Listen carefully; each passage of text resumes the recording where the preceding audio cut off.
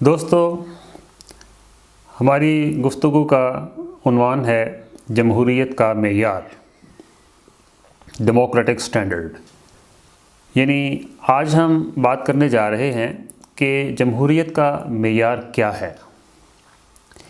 یہ معیار رابرٹ ڈال نے اپنی ایک کتاب میں زیر بحث لایا ہے۔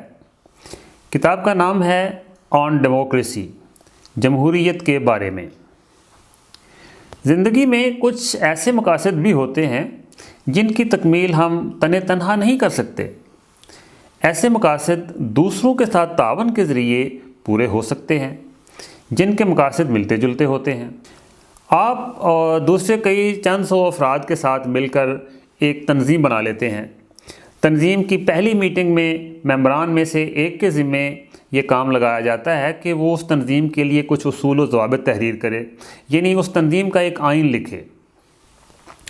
اگلی میٹنگ میں وہ شخص آئین کا تیار کردہ مسودہ پیش کرتا ہے تاکہ تنظیم کے اراکین اس پر غور و خوض کر سکیں۔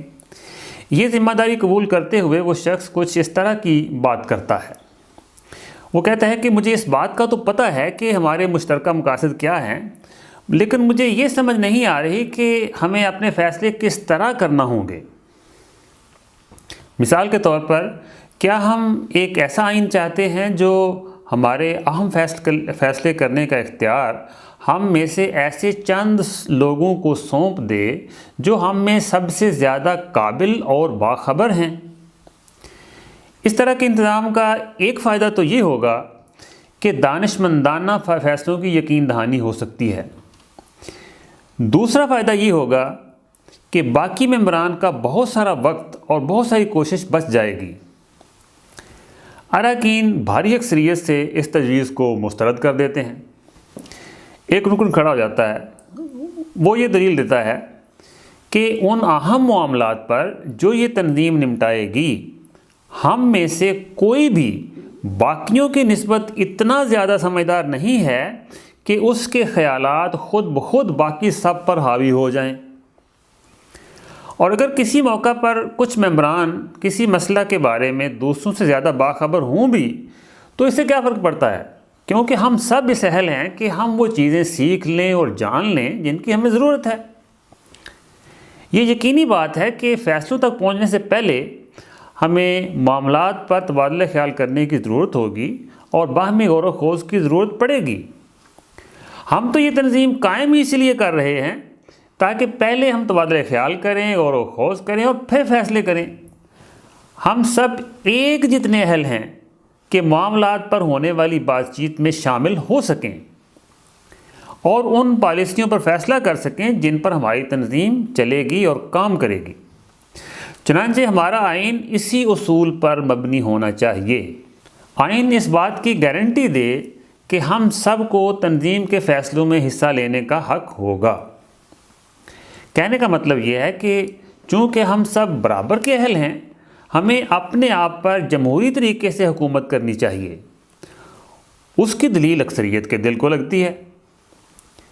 یہاں پر ایک بنیادی اصول یہ ہے کہ تمام اراکین کے ساتھ ایسا سلوک ہو جیسے فیصلہ سازی کے عمل میں حصہ لینے کے لیے وہ سب برابر کے اہل ہیں۔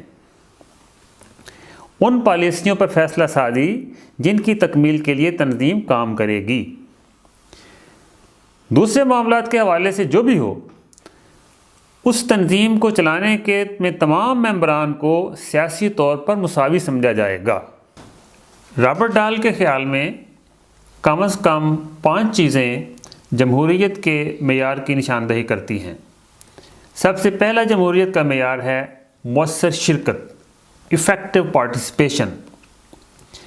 قبل اس کے کہ تنظیم کوئی پالیسی اختیار کرے، تمام اراکین کو اس بات کا مؤثر اور مساوی موقع ملنا چاہیے کہ وہ اپنے خیالات باقی تمام اراکین تک پہنچا سکیں۔ جمہوریت کا دوسرا معیار ہے ووٹ کی برابری، ووٹنگ ایکوالٹی۔ ہر رکن کو ووٹ ڈالنے کا مساوی اور مؤثر موقع ملنا چاہیے، اور یہ ضروری ہے کہ تمام ووٹوں کو ایک دوسرے کے برابر شمار کیا جائے۔ جمہوریت کا تیسرا معیار ہے واضح فہم و ادراک، انلائٹنڈ انڈرسٹینڈنگ۔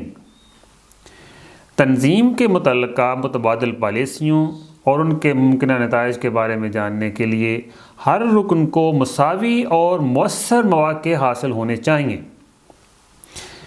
جمہوریت کا چوتھا معیار ہے ایجنڈا پر کنٹرول۔ اراکین کو بلا شرکت غیرے یہ اختیار ہونا چاہیے کہ ایجنڈا میں کون سے معاملات شامل کیے جائیں گے اور کس طریقے سے شامل کیے جائیں گے۔